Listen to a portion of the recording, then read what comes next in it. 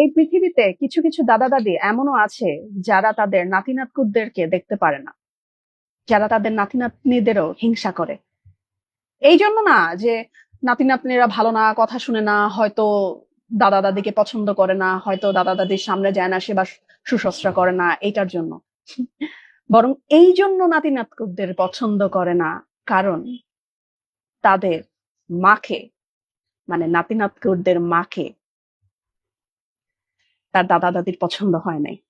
হয়তো তার ছেলে তাকে বিয়ে করে নিয়ে এসেছে পছন্দ করে, আবার হয়তো নিজেই পছন্দ করে নিয়ে এসেছে তার ছেলের ঘরের ঘরণী করে, কিন্তু আনার পরে হয়তো তার কোনো কারণে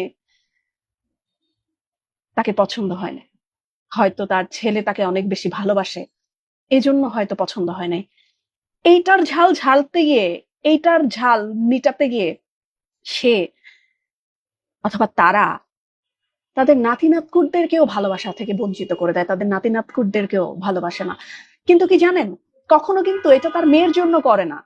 তার মেয়ের জামাই যদি খারাপ হয়, তাহলে কোনোদিন তার তার মেয়ের সন্তানদের সাথে কখনোই খারাপ ব্যবহার, খারাপ আচরণ করে না।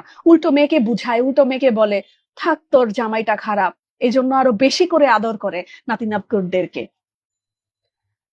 সব সময় সব জায়গাতে দেখবেন দাদা দাদিরা মেয়েদের সন্তানদেরকে একটু বেশি আদর করে, একটু বেশি আগলে রাখতে চায়, কিন্তু ছেলেদের সন্তানদেরকে কেন যেন দূর দূর করে, কাছে আগলে রাখতে ঠিক তেমন পছন্দ করে না। মেয়ের জামাই ভালো না লাগলে তো ঠিকই আগলে রাখেন নাতি নাতনিদেরকে, যে তাকে এক্সট্রা ভালোবাসা দিতে হবে কারণ মেয়ের জামাইটা ভালো না, ঠিক তেমন।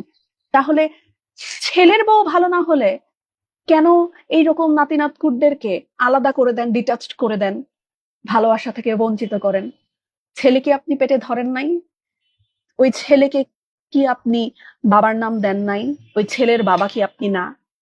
এইরকম দুই চেহারা, এইরকম দুই রকম আচরণ কেন করে? জানি না আসলে তারা কি চিন্তা করে করে।